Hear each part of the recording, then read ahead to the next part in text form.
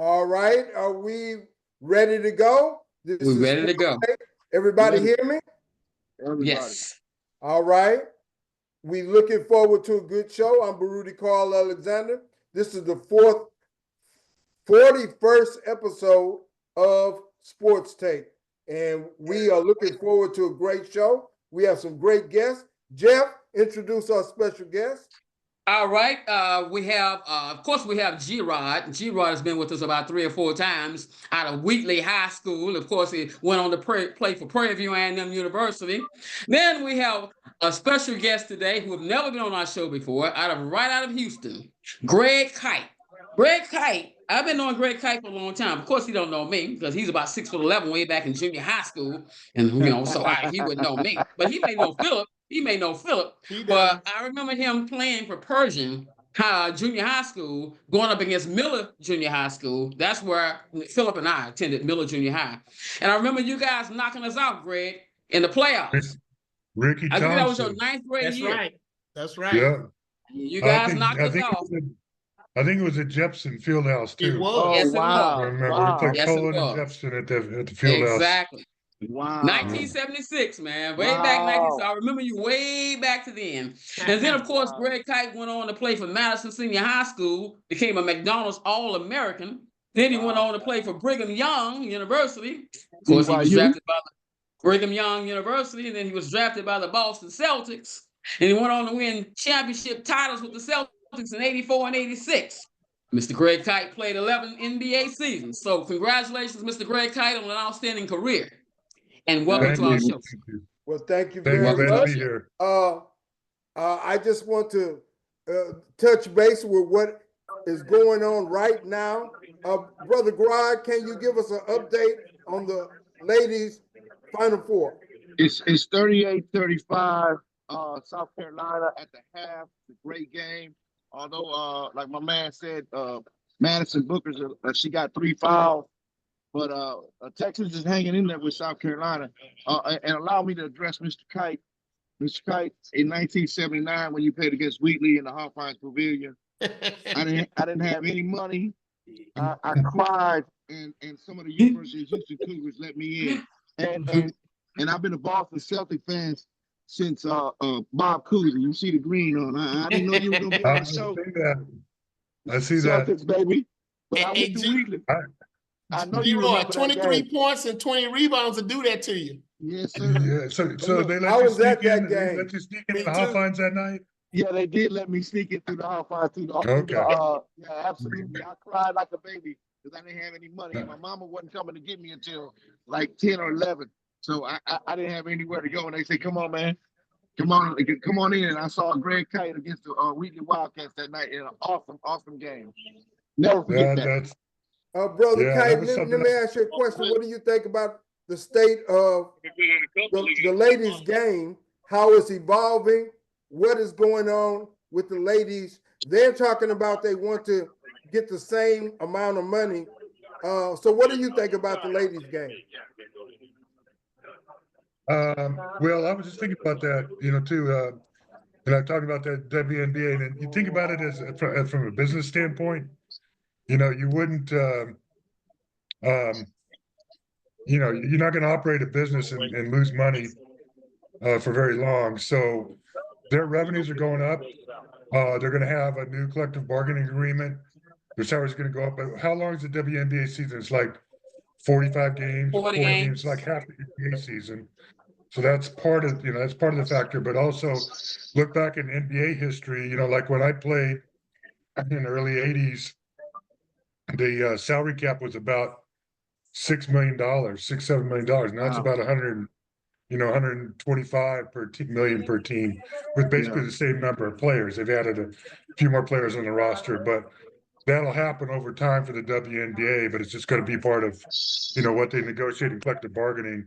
Typically, the NBA players have gotten somewhere around 50%, give or take, in salaries and benefits when they've collective bargaining with the owners. So I hope they can get all they can, but it's really going to be tied into that, the revenue. And who knows, maybe it grows big enough in the future that they expand the season and go longer, too, and go more games. There's so many ladies that have played, that weren't there. many of them played overseas and play year round to go because they could go make much more money over playing in Europe or Russia or somewhere. So it's a Well, matter. I think they try to update their possibilities with the unrivaled, as well as the TV contracts are now coming into them. So, but I still agree with you that they're not ready for those higher salaries, and they got to be careful to not demand so much and so forth. As far as the college players and the college teams, Grod, who we got playing? We got Texas and South Carolina, right? Yes, sir. Okay, Then we and got tomorrow or tonight, we yeah, got Connecticut and yeah, UCLA. we got Paige Buckets going up against the big 6'7" center from UCLA. Miss Paige Betts. Buckets, yeah, he's next. Paige Buckets gonna give it to you. Any kind of way you want it, from 30 feet, drive, penetrate, 20 feet. Paige Buckets got money, man. She got money. That's all I can say. Of course, Juju. Go ahead, brother Kite. I was going to say she may get the Matumbo finger from the big. Oh, my brother. 18 feet, but you're not coming in my house. Are you talking about the girl at UCLA? Yeah, Miss Betts. Betts, I think her name is. Yeah. 6'7" center. Yeah. But here's the thing, and I hope Greg agrees with me. I hope he does. But it's a totally different game, even in the league. And all they do is shoot 3-pointers. Back in your time, Greg, you're right. If they came to the bucket, you were gonna touch them. The period, you're gonna touch them. Yeah, it was the style of play and the rules in the NBA were a little bit different. Of course, when I was in college, in high school, they didn't have the 3-point line. Right. And then when this 3-point line came in the NBA after the ABA merger about 1978 or 79 or something like that. So when I first came in the league, teams were shooting. If a team shot 15 3-pointers in a game back in the early mid 80s, that was a lot. Now you get players shooting 15 in a game. And that was teams combined shooting 15 shots. Exactly. Yeah. I know one thing as a big guy too. I wasn't one of the real long big guys. I would have gone out there. I'd be out there shooting a couple, 2 or 3 3-pointers. It's easier to get that shot off in the middle against some big people. But you talk about protecting the paint. I heard Allen Iverson talking a little while back, and he said, "Man, in my day, not only I'd get bumped and banged going to the basket, but when I got by somebody, he said there'd be another big fella or two there to try to change my mind or change the direction of my shot." He said, nowadays you get to the rim in the NBA and nobody's there. It looks like the current Detroit team is trying to bring that style back of the bad boys back in the day. So yeah, they are. What do you see of the NBA teams, and who do you look for to really advance in the playoffs? Well, you got to like OKC with their record, and they got a little bit of experience now. It takes that, not just take the talent, but it takes I've always said the individual experience, but also the collective experience, and that you play together. You look at it historically, through the years. Once in a while, there's been a team that's thrown together some old veteran stars, and they jump up there to be a finals or a conference championship contender. But usually teams kind of climb that ladder. Just think about Jordan and the Bulls. It was several years before they got there to be a champion, and the Pistons and so on and so on. So I like OKC's chances, but then you look at like the Celtics, with Boston, they got that core together. They've been there. So, and then Cleveland's had a nice rise. And you can't discount those veteran players and experience that they have with the Lakers and the Warriors. So it could make for a very, very fun playoff. I don't know if they got all that it takes to get there, but I wouldn't be surprised to see a Thunder Celtics finals. Sound profound. Sounds good. Jeff, what do you think about the Rockets' chances? Here we go. Come on, Jeff. Get to the good part. Hey, I love the Rockets. It's just that the Rockets are young. And when you have youth like that, they haven't been through a lot. So they don't know how to go through some of the ups and downs when the playoffs run around. You have to understand when the playoffs come around, the intensity level increases. So now the question is, does these young guys understand that they're going to have to bring it because the intensity level is going to go up, and the defense is going to be honing in on them more than they did during the regular season, because you have games where you have back-to-backs, and then maybe perhaps the other team haven't prepared for you as well. So I just think that the Rockets, they're ahead of schedule. I'm very proud of what they have done to this point. I think Udoka has done an outstanding job, but I don't think that they're ready right now. I don't think they're ready right now to be a contender.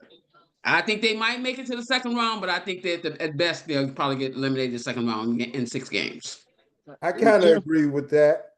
I think they are good enough, and they may push somebody in the second round, but it's according to who they play. If they play Golden State, they've never had a good shot against Golden State.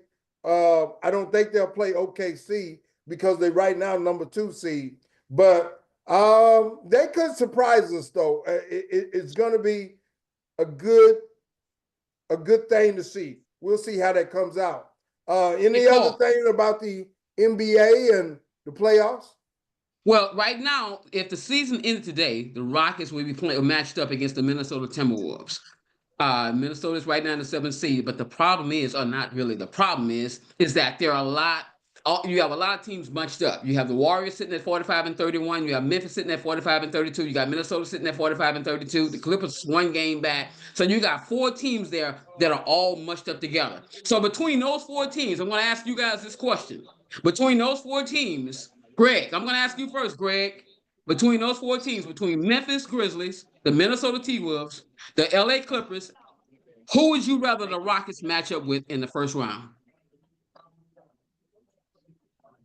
I kind of like the Grizzlies right now. You know, with this coaching change, there were things going on apparently there that weren't happy. On one side of the coin, maybe it ignites the Grizzlies, but I think that'd probably be the best matchup for them, in my opinion. And the Rockets have had a good showing against the Grizzlies also in the past, so I think that would really be a good matchup. What about you, G-Rod? Who would you rather see Houston match up with in the first round? I agree with maybe Memphis, but it doesn't matter because I think all the roads lead through Denver. We didn't mention Denver, and with Joker in the middle, they got an inside presence, something that right now does not exist in the NBA. It just doesn't. Everybody's launching 3-point plays. 3-point shots, and so is he. But Joker makes a big difference. They got a heck of a squad out there in Denver. Does everybody realize what Joker did? 61 points. Yes. Exactly. 10 rebounds, 10 assists. That was incredible. Outstanding. Greg. Go ahead. Go ahead, Gerard. Go ahead, Gerard. I was just going to ask, who else has an inside presence right now in the league? Nobody. Hey, Greg, I have a question for Greg Kite. Greg, you was a center, played 11 seasons in NBA with the Boston Celtics. My question is this. You matched up against Jokic. How would you defend that guy? How would you defend that guy, Greg? He is tough. He's so skilled, and he's got, the strength and all that, but just his shot making and his passing ability, just incredible. So, not just, you said match up inside, he's going outside and hitting shots and floaters and things like that too. So yeah, he's a tough cover, definitely. One of the toughest of all time. Rockets wouldn't get Denver until the second round at least. Yeah. So yeah, but they wouldn't get like you say, matchups and health, are so important, and experience are so 3 big things in the playoffs. Hey, Greg, real quick question for you. You arrived with the Boston Celtics, in 83? I believe you arrived there in 83. Is that correct? Yeah. Yes. Okay, so Larry Bird was already there. So my question to you got Larry Bird and Kevin McHale there, and you got there in 83. What was that like, that training camp like? You coming in as a rookie, and you got Larry Bird and Kevin McHale and Robert Parrish and all those guys. What was that like? Well, as a rookie back then, you carry a few bags.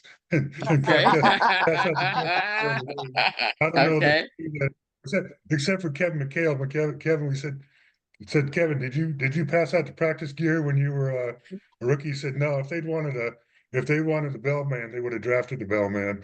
I know that's right. was a talker, but it was something else. You know, it was kind of like, I mean, you know, I played against guys who in college and high school went on to the NBA, and even back in Houston, you know, back in high school, got to play at like Fondy and U of H with NBA guys. So it wasn't unusual to play with NBA guys, and it was like, okay, here we're in October, and it's training camp. It just kind of felt natural. It's the rhythm of the basketball season coming on. But I'd go home and I'd kind of pinch myself. I'd go, hey man, I'm here with Dennis Johnson and and Robert Parrish and Kevin McHale and Larry Bird with the Celtics. I go, yeah, this is incredible. And then one of the first exhibition games we played, we're playing in Philadelphia, and you know, everybody goes out to shoot stretch on their own, you know, like between 6 and 6:45, 7 o'clock, 7:30 game. And I'm out there, and Julius Irving walks out on the court, walks by. He says, "Hi, Greg," and I'm like, "What?" He knows my name. He must have been diving deep on that scouting report. But it was something else. But it was a big adjustment. You know, not only playing 82 games in the playoffs, but also just the level of play, the speed, the size. I mean, it's adjustment. You know, when high school players go to college, and when college players go to the NBA, NFL, Major League Baseball, anything else, it's a big jump up. So that was quite an eye opener, quite an experience. And I was really blessed and privileged to be on a fantastic team with all those Hall of Famers. Didn't play as much, but I played a role, and it was an incredible time in the history of the NBA. So I was excited to be a part of that. Well, hey, One of Greg, my quick favorite question. players. hey, Go Jeff, ahead. let me get a break here. Go ahead, brother. Hey. Go ahead. Check this out, Greg. Remember when you used to come over to Emancipation Park with Greg Wise, and we come over to Stella Link, and the guys would run? Now, what people don't know about you also is that you filed the lawsuit that allowed kids to go to camp in Texas. We couldn't even go to camp, or you couldn't even play outside your high school team without being ineligible. A lot of good guys got in trouble for that. You remember that? Oh yeah.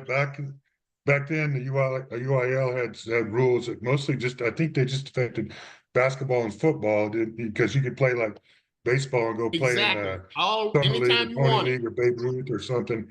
And track, you could go run AAU events in the summer. So, you know, you didn't have all the travel ball systems and all that now, but you couldn't go to a camp, you couldn't play in a summer league, you couldn't play. You could play with our high school coaches. You know, they used to open the gym. Exactly. And sometimes another school would come over, and it was just basically shirts and skins open gym, and they couldn't coach us or anything like that. And so that's where right. We just run shirts and skins. Yeah. And so what happened, I was getting recruited by all over the country, and they had, back then, even had some of the elite high school camps at there was one in Georgia, BC, the 5-star camp. Pittsburgh. Yeah, 5-star camp, and they had those all-star games after the season, one in California, University, and I was getting an invitation to all of these, and we had a church youth group, and one of the youth volunteer ministry guys, he had just graduated from law school at U of H. He said, that rule sounds like that wouldn't I remember that. Stand up in court. And so he had like no experience, and my parents didn't have, you know, the money to fight something in court. He said, well, I'll file it for you, and we'll help you fight this. It was called the Greg Kite rule. Remember that? Yeah. People got involved, and that was quick that spring. That was spring of '78, before my started my senior year.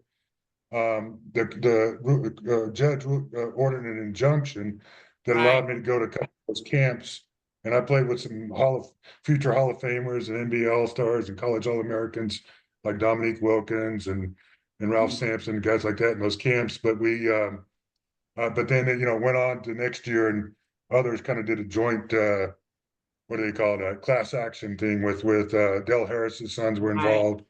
Anyway, long story short, eventually the rule got overturned. And they also had the All-Star game here at the Summit. Remember when the Texas All-Stars played the All-Americans? I scalped tickets that night to get in that game.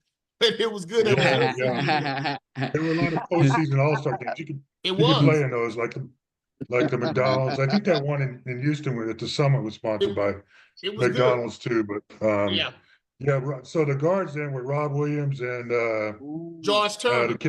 George Turner, yeah, and Yeah. Wow. so I think Wow. they said if you wanted to get the ball that game, you had to go get it off the backboard. Yeah. Nobody passed the ball. But you know what I remember that game? They had John Yeah. Sunvol, Steve Stepanovich, Ooh, we. Clark Kellogg, all those guys Wow. were on the other team. Ooh, we. Man, those Ooh. games, yeah. That's It was a just big against game the right All there, Stars, man. against the All Americans. They kind of assembled together. Wow. And, it was a good game. I think Hey, we Dio, did. I think we won that. You did win. Go ahead, Greg. You have something else? Hey, Greg, I just want to ask Greg one more question. Greg, real quick, as far as your career at the high school level, can you tell me this? Who was the best player you ever played against at your position, one? And then who was the best player you ever played against, period, at the high school level? At the high school level, period, was probably Rob Williams. I mean, Rob Millby High School. Millby High School. Come on. and out of Texas, he was phenomenal. You know, they went on to great career at U of H and a shortened career because of probably off the court issues in the NBA. But Rob was phenomenal. Big guys. I mean, I don't know. There were Larry Mishaw was a very good big guy in Houston. It's the man. Cunningham over at Milby. Milby. Okay. And, What about Ricky? What about Ricky? Ricky Thompson. You remember Ricky Thompson? I watched him when we. What's that? You remember Ricky Thompson? I think Thompson, yeah, at BT Washington. He might have been a senior when I was a sophomore. At Jones. No. Ricky Thompson was behind you, actually. No, Ricky Thompson and Fred Reynolds, we were the same year. Yeah. Clyde Drexler was a year behind us. Right. Yeah, Ricky Thompson was with you. Let me tell you a quick Did you story play about against that. Chuck O'Neal?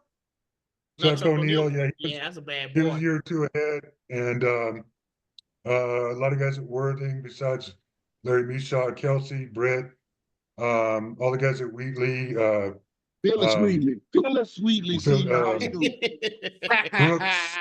Alvin Brooks, and Alvin Brooks was God.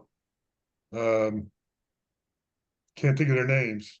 Cashmere had just come off some great teams. Oh yeah, my brother is 5 Green. years older. He played at Madison, and he was on the team. I think when they broke that 82 game or whatever it was winning streak that Cashmere had. So basketball in the city of Houston was incredible back then in the late 70s and early 80s, and we but let me tell you a quick story about me, Fred Reynolds, and Rob Williams. So Fred Reynolds and Ricky Thompson went to Jones. Right. And Rob was at Milby, I was at Madison. So Guy Lewis got a hold of us one day and said, "Hey, meet me over at this pizza place over at on Telephone Road." And so we sat there and we had pizza and talked to Coach Lewis. He's talking, of course, about us coming to U of H basketball.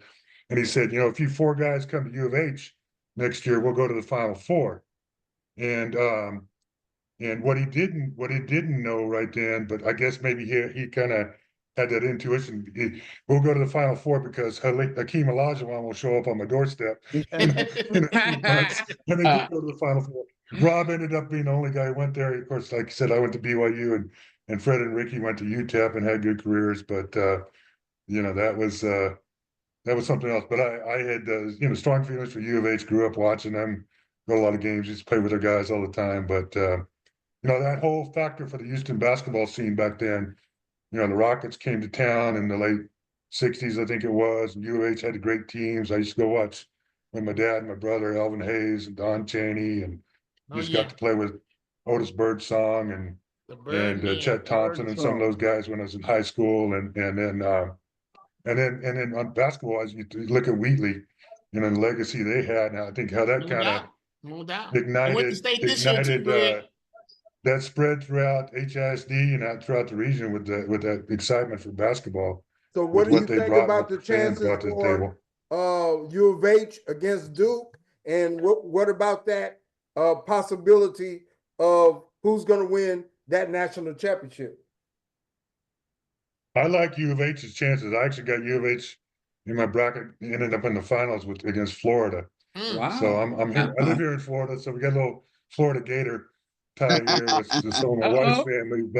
But I saw U of H. I followed the Big 12 a lot this year with my school BYU being in it, and U of H. And I think they're the elite team defensively, and Kelvin Sampson's a great coach, and those guys are so tough and thorough. And they got the shooters with the guards now with Cryer and Sharp and the Sharp.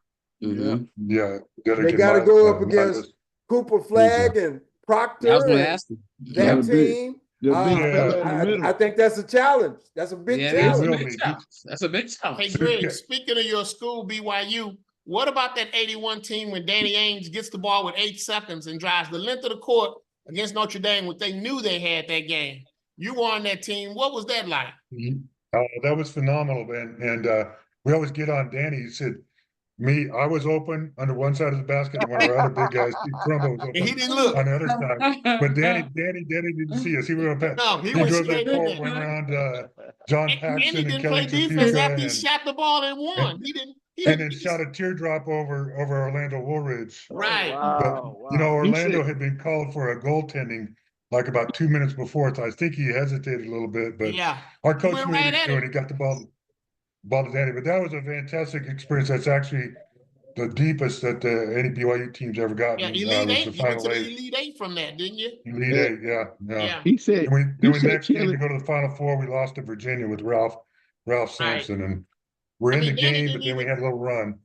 Danny hit the basket and started immediately celebrating. There was a couple of seconds left. Somebody hit the dust. It was hilarious. I'm like, what you doing, Danny? What you doing, dude? Man, they still play that highlight before some of the NCAA tournament games. It's a classic. Yeah, it is. Hey, Greg, Phil, back to the Duke University of Houston game. Hey, Phil, let me ask this question. Yeah. Okay, go ahead. Things are happening in the NBA off the court with like LeBron James and Stephen A. What about that? They caught up in a feud. Yeah, well, guys are going to be guys. Stephen A. get paid to talk about it, and LeBron get paid to play. And, that's his son that was involved. So it was some feelings, emotions involved with that all the way around. I think both were trying to make a point that, hey, as a parent, I want to protect my son. As a journalist, I have to point out the facts that he's not playing well. I don't think he deserves to be there. So I just think, it happened because they happened to be in the same building at the same time. And LeBron felt compelled to say about it. There's a lot of pros and cons. Are they going too far? Shouldn't they have kind of cut it off? You would hope, but it's still, people in this day and time, think about it. All of us on here know at one time there was no internet, there was no all these social media. We just knew newspaper, word of mouth. I mean, like I tell people all the time, Greg, you have come up in our conversations a lot of times. We're glad you're on here tonight. But we talked about how we would be at the parks and we couldn't go play AAU ball. And so you wasn't exposed to all that. Someone would say, hey, man, Greg coming to Emancipation. You walk in there with Wise and be the only white guy, but you play. Nobody said nothing. Nobody do nothing. And it just, everybody was marveling. He's so huge. He's so big. But when we got to run with you, you passed the ball. You dunked the ball. You did everything the same. But nowadays, it's so much criticism. Guys I was at my granddaughter's game at Yates. They have elementary school teams with basketball teams now with cheerleaders and everything in the high school gym, but they don't let them play real basketball. They let them travel. They let them foul. It may be 5-4 at the end of the first quarter. I mean, come on, let the kids learn if they has to do the other way. But nowadays, everybody wants what's easy. And I think that's what LeBron was trying to make sure things were easy for his son. And Stephen A. was trying to say, hey, I'm a journalist. I'm not afraid to say this. But I think they both crossed the line when you think about it. I think that Stephen A., you have to understand, he's in the entertainment business, and that guy signed a $100 million deal. So he's huge, and he's going to react. He's going to act accordingly. And so he's been reading his own press clippings, and he's going to say whatever he wants to say because he has complete autonomy to say whatever he wants to say. And I do think that he went a little bit over the line. I think he went a little bit too far, but that he's an entertainer. That's what he's doing. And they just going to LeBron's going to have to understand and not be so sensitive. But I can also understand LeBron's feeling on that. I understand both sides of that. But they both, cooler heads are supposed to prevail. You're supposed to be both mature individuals. You should know how to conduct yourselves. So it shouldn't have gotten that far. But the difference to me is Stephen A.'s never played at that level. So Exactly. he has to understand to stay in his lane too. You can write about Exactly. it. We can write about it. I mean, nobody in this day and time is above getting put out there because there's so many easy ways to do it, and that's the tough part. You have to accept I think he averaged 1.3 points per game at Winston State University. True. Exactly. That's true. The facts speak for itself. With about 8 turnovers a game and a bunch of fouls. So be quiet, son, please. Thank you. Just say what you want. Yeah, but as I said before, if I can get my son to that level, he coming. You can take it or leave it, and I'm gonna protect him just like LeBron did, and that's what I would do personally. Exactly. Hey, Grod, I want to ask you something. You heard about Anthony Edwards paying off this girl. Do you think that was a good move? Is that kind of a new thing? You know, he just paid her like $1.8 million and said, "Don't talk to me." Never heard for of 18 years. Yeah, I haven't either. But he got 4 women pregnant. He got 3 women pregnant in the same year. Okay. So he's spreading it around. I'm not the one to ask that question. I'm done. No, not me. I mean, so he's paying it all in advance. So the women should be happy to be paying in advance because present value dollars is always better than future value dollars because the dollar's going to get lesser and lesser. No, I'm talking about the parental aspect of it, not the money. The money ain't got nothing to do with it. I'm talking about the parental, bro. That's your seed. How you doing, brother Eddie? If he still stays in the kid's life, there's nothing wrong with that.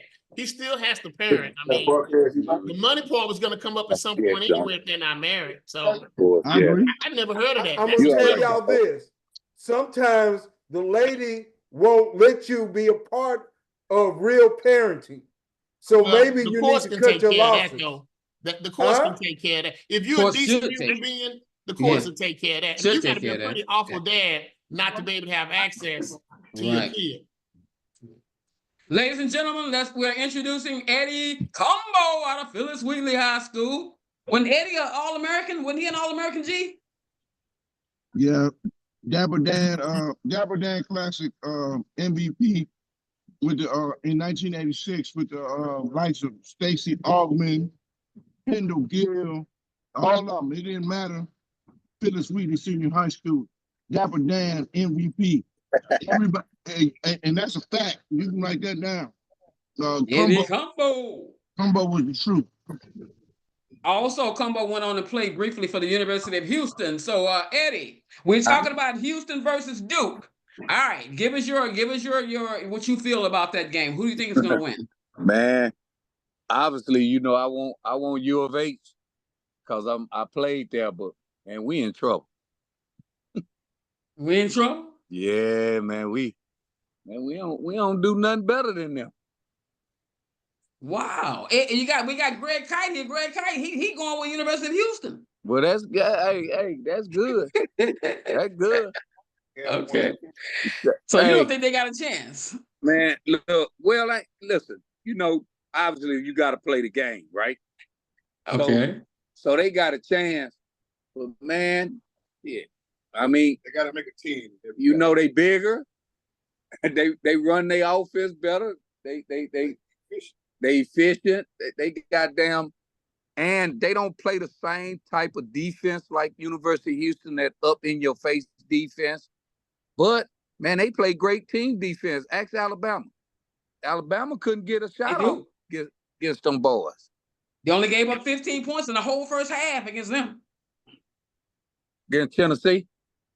Yeah. Oh, that was at Tennessee? Oh, that was Tennessee. We had 15. We gave them 15. Okay, it might have been Tennessee. But look, okay.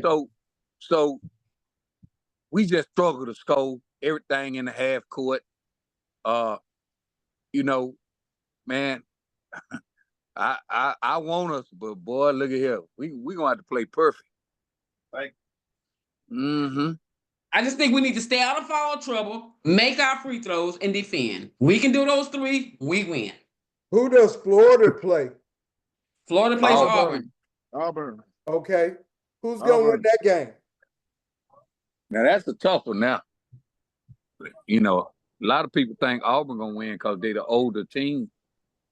But Florida got a lot of depth. Got great shooters. They just blew them out a couple of weeks ago. Yeah, Yeah, Florida. They struggled to win a couple of these games, but they got a lot of depth and size and the shooters, Clayton and then Aberdeen, those guys. So make hold shots on. for him. I thought y'all was playing. Y'all really do have Big Kite on here, huh? Yeah. What's up, Kite? We just saying we got great. Yeah. Man, I thought y'all was playing. No, Eddie, we were just talking about how we need to go out and run some sprints on the track in honor of Jackie Carr. Hey, Greg, guess who I was with today, Kite? Sean Gay. Sean Gay, oh yeah? Yeah. How's he doing? He doing great. Man, Sean Gay.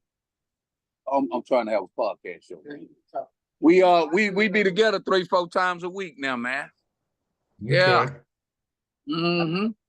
Hey, Greg Kite, real quick. I had Eric Dickens was supposed to be on the show, but he told me he was en route to San Antonio. So it's from question whether or not he's gonna be able to get on in time before the show ends. My question to you is: did you ever play with Eric Dickens, or was he much younger than you? Behind him, he was a sophomore. Yeah, Eric Dickens was a sophomore when I was a senior, and he played JV that year. Okay. And then last few games in the playoffs, they brought him up to the varsity. Yeah. And so he wasn't in our rotation or anything like that.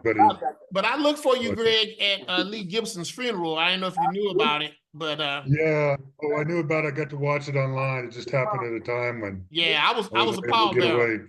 I was a pallbearer. Okay. Yeah, I loved Lee. Lee was awesome. He played at Pershing with us. That's right. Yeah. Ended up in Madison, and I think Lee, Sean Gay, and some other guys used to play golf with Coach Benton. Yeah. Often. Yeah.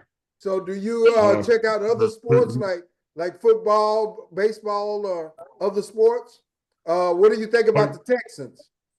Yeah, I'm a big football fan, and especially college, but like to follow NFL. I know the Texans quarterback, can't think of his name, but I like him a lot. CJ Stroud.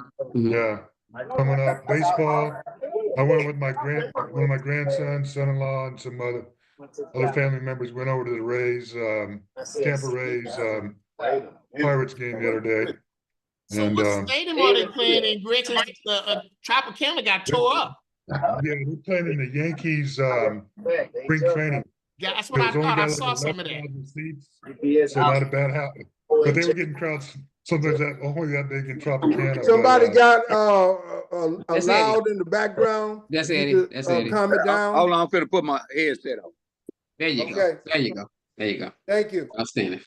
But yeah, it's about 2 hours away over to the Rays game now. Actually, when you went to that dome in St. Pete, that's a longer trip, and it's hopefully they'll relocate eventually somewhere closer. Because when will they get a stadium? they are right now. They just the city or the county over there got money to fix the roof, but they still got other repairs. So they got like 3 more years on a lease there. The Rays do. And it's going to be at least this season, maybe in the next season before they fix it. So I don't know. There's always been a lot of talk about them moving or trying to get another stadium built somewhere. So it's kind of up in the air. Hey, Jay, what do you think about who the Texans going to get as far as? Okay, guys, we talking the Texans. Let's talk draft. The draft is coming up later this month in about 3 weeks. Who do you guys think are the biggest needs for the Texans? Where would you go at the 25th? You still got that background. Pick, the first round, the 25th pick. That's still Eddie. It's still your loud. Yeah, it's still we still can hear him too.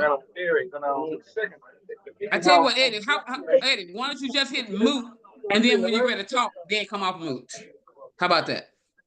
So who you guys think we should take with the 25th pick, the first round? What position you think we should address first? The Dallas Cowboys. Dallas Cowboys. Man. Philip, we need offensive line, Jeff. We need to protect CJ Stroud. I mean, there's linemen that's coming out that can possibly come in, step right in and play. And that's what you need to get. And you know, if you get that.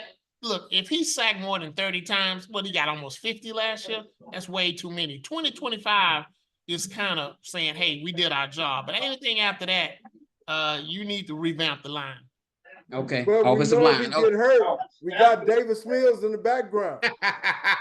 Yeah, It's an right. inside joke, Hey. everybody. Carl loves Davis Mills. Just remember that when you see him on the field. Hey, G-Rod, where would you go with the first pick? The first round pick, 25th pick, where would you go? Oh, what position? I love the kid from Colorado, and I don't know what team is drafting first, but I love Tennessee's drafting first. They need everything. So they need a sanitation worker, popcorn worker. They need a stadium builder. They better get number 12 from Colorado, because that kid is absolutely unbelievable. No way they're gonna get him at 25th. All right, they can't get him with the 25th pick. I thought he said the first pick. I'm sorry. No. I'm talking about the Texans. Where would you go with the 25th pick for the Texans? What position would you choose? Dak Prescott or somebody. I'm a Cowboy fan. I don't know what the Texans are doing. Okay, man. all right. We'll move on. Greg Kite, what position would you address for the Texans? You the GM of the Texans. I agree. You need a good offensive line. That's a key. You know, if your quarterback's getting sacked that much, he's not going to last too long. So That's right. I don't know who's available. I mean, they're always a high premium, especially left tackles. But that's where I go. I don't know their depth, the depth that they have, or who they have exactly on the line, but can't get too many good linemen. That's right. Okay. They trade You away ever play everybody on football Cumbo. at Madison or one of the other schools? I played at Pershing, but I didn't play at Madison. I kind of wish going back I had, but the seasons they still do in Texas. They overlap so much. Yeah. And Coach Benton, our coach, was our basketball coach. He was the line coach in football. So we would, till football was over, we would practice. We'd practice like 6 o'clock. But yeah, I didn't play after ninth grade. Greg, at 6'11" on a football field, what position you would have played? Well, I'm at Pershing, and I'm about 6'6", 6'7". I'm playing tight end, and I remember catching one in the end zone against Dowling. I got one guy hit me low, and one guy hit me in the so I was a big target to throw to, but also a big target to tackle. So yeah, I guess it would have been Ed Too Tall Jones, There you go. maybe. G-Rod is good. All right. Okay, Philip, we come to you. Okay, you said offensive line as well. Paul, who would you take with the first round pick for Houston? Who would you take? I take an offensive lineman. Okay. I don't know who it is, but I would certainly. I tell y'all that all the time. You got to take care of your interior people, and then the exterior people are gonna take care of themselves. But you got to have those big brutes on the front line. My question is this though: what if at the 25th pick, there's been a run on the offensive lineman, and now you are now down to the 9th best offensive lineman in the draft, but hey, there has not been a run on the wide receivers, which is also a need. And then you got the 2nd best wide receiver on the board at 25. So if you're Houston, you got the 2nd best receiver on the board versus the 9th best offensive lineman on the board. Okay, let me say this, Jeff. I got enough wide receivers, free agents, and those coming back. I can still take that 9th best offensive lineman who might prove to be the best offensive lineman, because that's where my need is. You asked me the question, I gave you an answer. All right, Philip, how do you feel about that? The 9th best offensive lineman versus the 2nd best wide receiver. Here's what that comes down to for me. Which is the better player? Just because that's your rating doesn't mean that's who you are. Because second of all, everybody has a different board on the draft board. If I need offensive lineman, I'm going to get that offensive lineman, because you have to protect. You, like Paul said, you did address some of your receivers, but look what they did to the offensive line. They traded away people. They cut people. They're really starting totally over. So you need to get that. Receivers can come in, and you already got some, but you didn't have the offensive line. You decimated your offensive line yourself. So now you have to draft and get somebody that's going to come in and play. Offensive linemen are not easy, but there are a lot more lately in the draft coming in, especially left tackles, like Greg said. You need that. You got to protect your quarterback. And he has to run block, so your running back, they have a good running back. They need to take care of all of that first. Receivers are coming. But you made a comment. You say you take the best player. So if the best player is a wide receiver, but I still said I'm hoping that the lineman is the better player because what you need more is a lineman than a receiver right now. Receivers going to be there, lineman going to be there. But me personally, I'm taking a lineman at this point, based on what they've done already. Okay. I don't mean to change the subject real quick. I just want to give you an update. You gentlemen, 9 minutes left. 58-44 South Carolina. 58-44 North Carolina with 9 minutes left. And to address all this, Texans, John, all that. Go Cowboys. All right. Y'all go ahead. Well, where the Cowboys speaking going? of that, Grod, how do you think the Cowboys when the do? playoffs started. Go ahead, Greg. Go ahead, Greg. That's where they go. Yeah, you think about the draft though, just and it's all the possibilities. Maybe it's the best player, but they use them in a trade. Maybe they pick somebody at that spot, or maybe they trade up, they trade draft picks, whatever, or they use them in trade and get a veteran player who's going to fill a need a little bit better than a rookie. Like your example, if maybe they got the 9th best lineman at that point, they can go trade the 2nd best rookie receiver for somebody who's got a little experience and thinks going to be better than the 9th best rookie lineman. They're working it. They're looking at all those situations. Plus in the mix with any pro sport now with how it affects this room with the salary situation, the salary cap. See, my thought is here. I want to go with the best player. I don't care if our need is offensive line. I want the best player. So if the best player is that guy Golden from the University of Texas on the board at number 25, I'm taking Golden. That's why you couldn't be a GM. I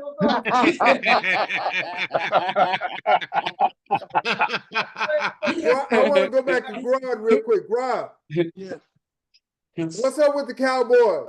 Isn't it time for Jerry Jones to sell? Yeah, we got problems. We got problems over there, man. We got problems.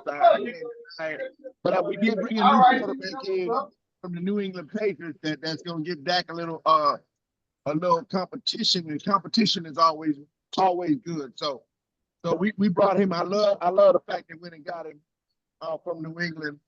Who they got from New England? The quarterback, the backup quarterback in New England. Milton. Joe Milton. Oh yeah, Milton's good from Tennessee. From University of Tennessee, yeah. Yeah. But I'm gonna mention one name, and I'm gonna leave it alone. This might hurt Greg's feelings, but I'm gonna mention one name, and I gotta call him out because I only wanted one jersey growing up, even though I was a Boston Celtic fan. I'm gonna go ahead and preface that. However, Andrew Toney. I'm gonna leave it alone. Y'all talk about whatever you want. Andrew Toney. Andrew Toney. Let me see Greg's face. I want to see when I say talk that. About Andrew Toney. Oh, he don't want to hear Andrew Toney.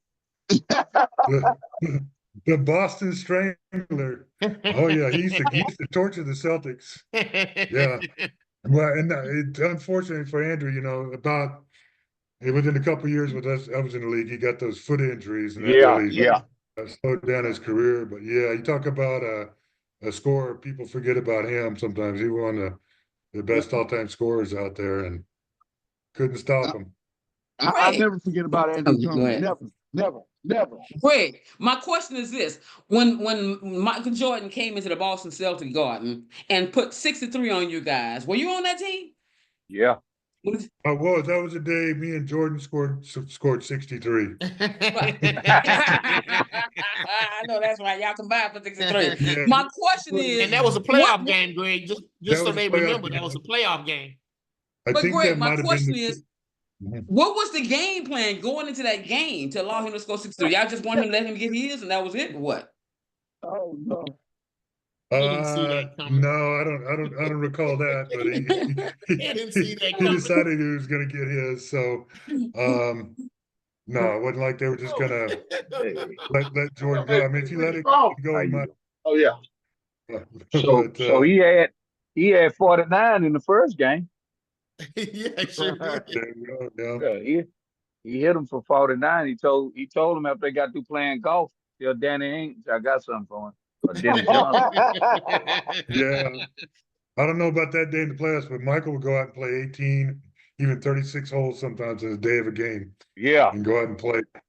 Wow. I got a question for you, Greg. I got a good question for you, Greg. You're gonna have to use your thinking cap on this one. Who is your Mount Rushmore as far as NBA best NBA players to ever play the game. Who's your Mount Rushmore? Wow. Yeah, I Wow. got Wow. you. Wow. I got it. I got That's a it. hell of a you want question. You I'm want the listening. GOAT argument? So Yes. I'll throw a curveball at you, George Mikan. No. That's not unfair You either. got a drill named after him, Maravich drills. But actually, yeah, in the early days of the league, he helped the thing keep going. Mhm. I'm gonna, Mount Rushmore, so you gotta have 4, or I got 8 on Mount Rushmore. How many do I have? I think it's I'm a gonna go up total there of with, 5. Go with I'm gonna 5. go We're with gonna go with Kareem. 5, Greg. I'm gonna go with Michael, Okay. Kareem. Okay. I'll go with Larry because I played with him. Yeah. And he's Okay. definitely in that top. Okay. Magic Who's the fourth and guy? Magic. Magic Oh, Johnson. Magic. Okay. And God, that's so hard. I mean, you got Wilt, you got Ooh. LeBron, you got Kobe. Ooh. Um, We. I'll put LeBron in there. I mean, Okay. incredible with his longevity, and he's won a lot of championships, been a winner, and been us. But right next to it, all those guys, like I said, Kobe, Will, Elgin Baylor. People forget about the guys in. I heard Rick Barry talking on a video the other day. Rick, and people forget about what All-Star score. He says, guys in his era, they didn't have strength training. They didn't have chefs Nutritionist and coaches and the yeah. travel and all that. I mean, guys back then, some of them used to smoke in the locker room and after. He said it's We a had a whole discussion different. about the 75 greatest and best, and it was certainly a debate. I had a problem with Alex English not being on there. They'll take it JoJo White off, different things like that. And everybody had a different preference and so forth. So it's kind of who do people know about, and then who they like. But I didn't think the current 75 was the best. That's just my opinion. Well, I know somebody forgot about Pistol Pete Maravich, and that ain't right. Yeah, that was a bad boy. He was a bad boy. You caught him at the end of his career, Greg, in Boston. Yeah, but you get a 40 piece out of him at LSU. He was just before me there in Boston, but yeah, he's played his last year or two with the Celtics. Yeah, he did. You get a 40 piece, no fries from him. Let me throw a side question out there. I don't know if anybody knows about this, but I heard more that Live in golf is going to take over the PGA. Is that possible? What you think, Phil? I haven't heard that, but I know one thing. Golf is never going to be in a flux because it's a universal sport and so many people love it. I particularly am not enamored by it, but I just noticed what the buzz is around about it and people just love it. I mean, they're always out there. My mom lives Quail Valley. I can pass by there any time of day. If they put lights out there, they'd be out there right now. Well, Liv, of course, has all the money in the world. They're funded by a foreigner, but the point is, I mean, the PGA is still strong. I do know that. I don't know much about golf, but I do know that. So they're going to be in an uphill battle for that title. Understood. Well, we went to a baseball game recently. The Astros didn't do very well at the game. However, Astros still have a recent tradition. Maybe they can live up to that tradition, and we'll see.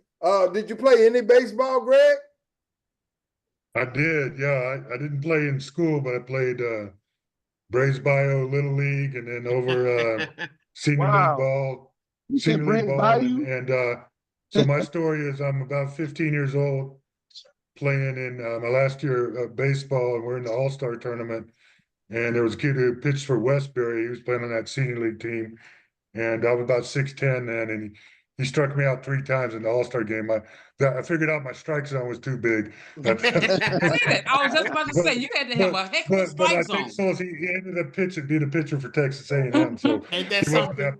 At least you got struck out by the best. I'm telling you. I love baseball and football growing up. And, love baseball is still the sport where you can have the longest career and make the most money. I think that is true across the board. And of course, you play the most games and you can have the longest career. Yeah. But they it's do have not the as bigger exciting. contracts. About two guys, Pat Hicks and John Thigpen. Pat Hicks and John Thigpen, yeah, both played with us at Pershing, and then Pat played. Yeah. He went straight Jesuit for first 2 years of high school, and joined me and John Simple and Lee Gibson over in Madison for. And I'm the working on 78, getting 79 Simple on here. I saw him at Papados a few days, 3 weeks ago. He's gonna come on. But I played against Thigpen. I was at Johnson. I just happened to transfer in. And Thigpen was pretty good, good. I underestimated him every time we played him. He gave me the business a couple times, but we played him tough. He was good. He was much. Him and Pat Hicks had similar games. You think they're not doing anything? Next thing you know, they got good stats in the books. Yeah.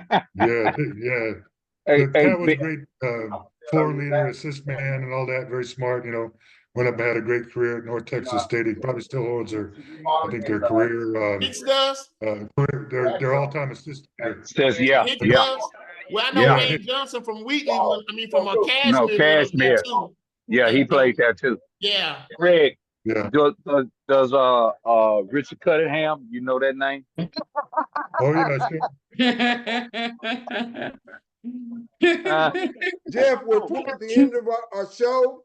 This is our 41st episode. So, Jeff, do you have anything else that you want to ask? Let's go back to the final. Let's go back to the final four. Okay, so did we say who we thought was gonna win it all? Okay, so all right, Houston versus Duke. Some of you guys picked Duke, some picked University of Houston. Then you got Florida versus Auburn. Who picked who did y'all pick in that game? Cougars. Okay, no, Florida versus Auburn. Florida versus Auburn. Florida. Okay, so then my question is, you got Florida versus Houston in the finals. Who you taking, Greg? I'm gonna say Houston. Okay. Eddie, Thank you, Greg. Who you taking? Florida versus Houston. Who you taking in the finals? I'm gonna take Houston. Okay. All right. What about you, G-Rock? You know, I'm going with the Cougs because of their defense. I love the way they get after it, man. They don't play zone like we. They never play zone. Man to man, get your man.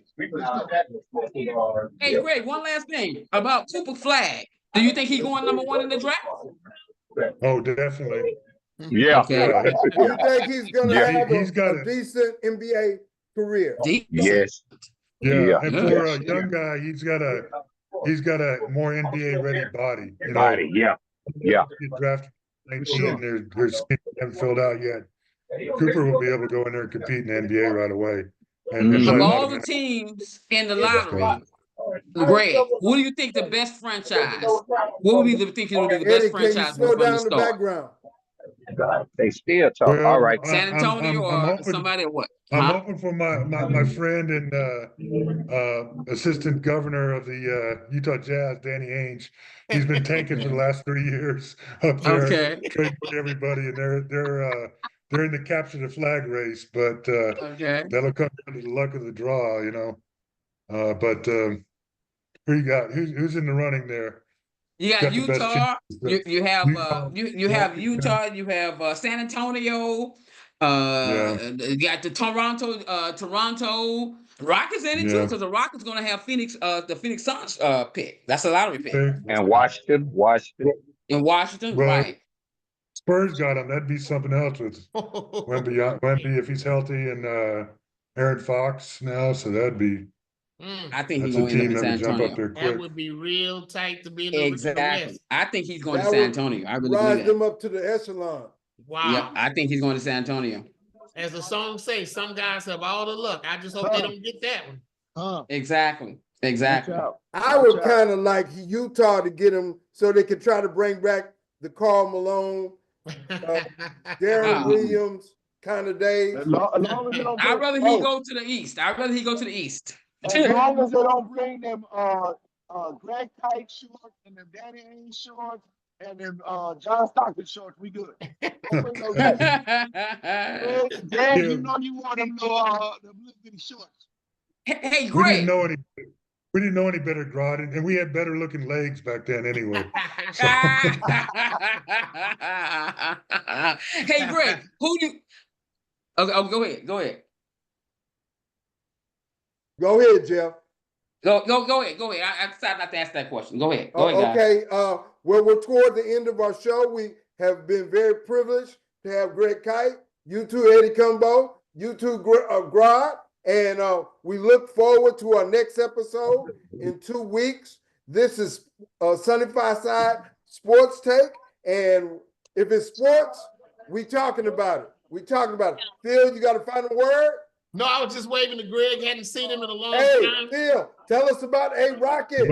Yeah. Right. Well, hey, Greg, this show, we are also sponsored by A Rocket Moving and Storage. It's been around since 1959. We were moving, grooving even back in the day.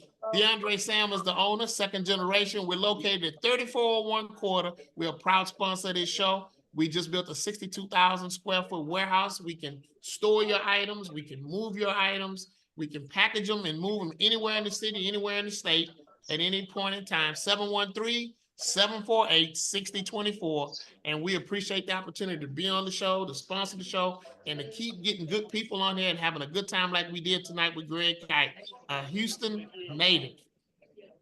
All righty. I enjoyed being on. Thank you. Thank you so much for having me on. Love to come back sometime. Hey, Greg. Well, thank you, sir. One last word I have for you, Greg.